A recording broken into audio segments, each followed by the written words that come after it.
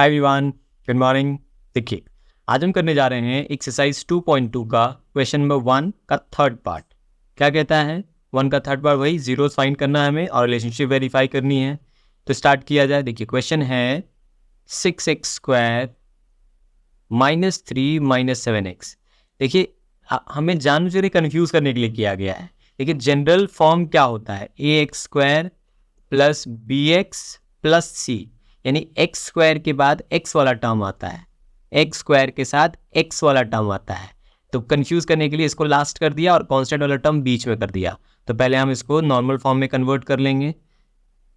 6x² minus 7x minus 3। अब फिर हमारा स्टेप क्या होता है? इक्वल्स टू 0 हम इक्वेट कर देते हैं। फिर मिड टर्म फैक्टर करते हैं। देखिए, 6x² हमें लाना है 6 3 18, इसको हम तोड़ सकते हैं माइनस 9x, नहीं एक काम करते हैं, इसको प्लस रहने देते हैं, plus 2x minus 9x minus 3 equals to 0। देखिए क्या क्यों किया हमने? हमें लाना था माइनस 7x, राइट? तो देखिए माइनस 9 में से प्लस 2 करेंगे तो आप माइनस 7 तो आ जाएगा। साथ साथ हमें क्या लाना था? देखिए 6x² है या माइनस 3 है, तो 6x² इंटू माइनस 3 जब आप करोगे तो क्या आएगा? Minus 18x², right? और तो हमें देखो, अब इन दोनों को मल्टीप्लाई भी करो तो देखो 2x इंटू माइनस 9x क्या होगा? 9 2 18, x इंटू एक्स स्क्वायर, और ये माइनस इंटू प्लस माइनस, देखो दोनों सेम आ रहा है ना, तो इसलिए ये सही तरीके से ये टूटा है, प्लस 2x माइनस 9x। इसको तोड़ने का तरीका है, तो देखो 18 हमारा मल्टीप्लाई करने पे आया था, ये फर्स्ट और लास्ट का मल्टीप्लीकेशन, 6x² और 3 का, 18 का ये फैक्टर कर लो, 2 9 3 3 3 1 तो देखिए 3 3 9 और 2, इन्हीं दोनों को मिला करके बनाया ना, 9 और 2 को मिला करके 7 ही बन रहा है ना, 9 इंटू 2 18 भी बन रहा है। आई होप क्लियर हो रहा होगा। देखिए इन दोनों से 2x कॉमन आ रहा है, यहाँ क्या बच रहा है? 3x, 2 3 6, x into x square plus 1। यहाँ भी देखिए यहाँ कॉमन क्या आ रहा है? माइनस दोनों से कॉमन आ रहा है और 3 कॉमन आ रहा है, तो यहाँ क्या बच गया? 3x प्लस 1, क्योंकि माइनस निकल गया तो प्लस ही रह गया ना। 3 1 3 3 3 9x इक्वल्स टू 0। जब आप इक्वेट करोगे, सॉरी, तो फिर एक ब्रैकेट वाली चीज़ें लिख लेते हैं, 2x माइनस 3 एक ब्रैकेट में, जो बाहर वाली चीज़ें थी, और ये 3x प्लस 1 दो जगह है, तो इनके लिए एक ब्रैकेट यूज़ कर लिया जाए, 3x plus 1। I hope clear हो रहा होगा।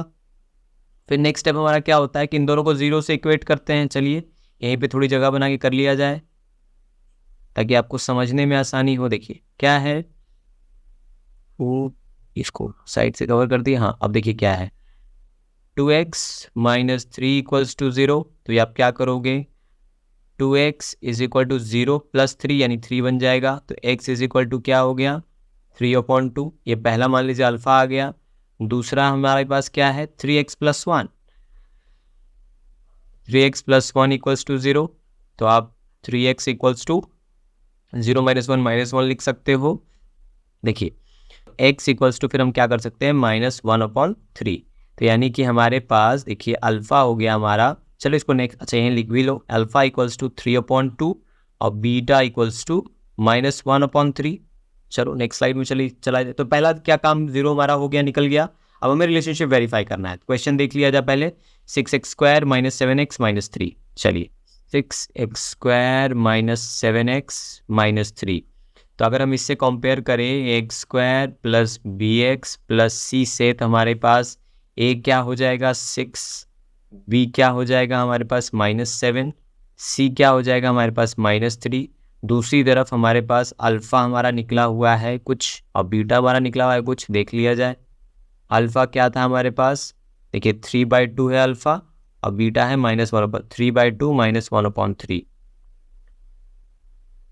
कहाँ गया? ये रहा 3/2 और ये है -1/3। रिलेशनशिप हमारे पास क्या क्या होती है कि alpha plus beta equals to -b/a और alpha into beta equals to c/a। ये हमें करना है, ये सब आपको एग्जाम में लिखना नहीं है, बस आपके समझने के लिए मैं लिख देता हूँ, ठीक है? ये सब चीज़ें नॉट फॉर द एग्जाम। तो देखिए अब हम क्या करेंगे, सबसे पहले अल्फ़ा प्लस बीटा करेंगे। तो alpha plus beta equals to क्या लिखोगे आप? 3/2 प्लस -1/3। सबसे पहले प्लस माइनस तो माइनस बनेगा, यही किया जाए। 3/2 माइनस 1/3। 3 और 2 का एलसीएम कितना हो जाएगा? 6 हो जाएगा। 2 के टेबल में 6 3 बार में, तो 3 3 9 माइनस 3 के 2 बार में 2 1 2, तो 9 में 2 क्या बचा? 7/6। ठीक है, इसी का सेकेंड पार्ट हम क्या करते हैं, अल्फा प्लस बीटा की जगह माइनस बी अपॉन ए करेंगे। माइनस बी अपॉन ए क्या हो गया हमारे पास? माइनस, पहले माइनस का माइनस रहने दिए। बी क्या है हमारे पास? देखो बी -7 है। देखो पहले से -7 था और एक बी का -7। ए क्या है हमारे पास? ए हमारा 6 है। ए कितना बन गया हमारे पास? 7/6। देखो तो भैया यहाँ भी 7/6 और यहाँ भी 7/6 आया, तो आप लिख सकते हो therefore alpha plus beta equals to minus B upon A. Similarly अब दूसरा रिलेशन पे चलते हैं हम, अल्फा इंटू बीटा। ये तो बहुत छोटा सा है, तुरंत हो जाएगा। अल्फा क्या है? 3/2, बीटा क्या है? -1/3। देखो ये 3 3 कट गया, ये क्या बच गया हमारे पास? -1/2। और इसका दूसरा फॉर्म क्या आ रहा है? सी अपॉन ए। तो सी क्या है हमारे पास? -3।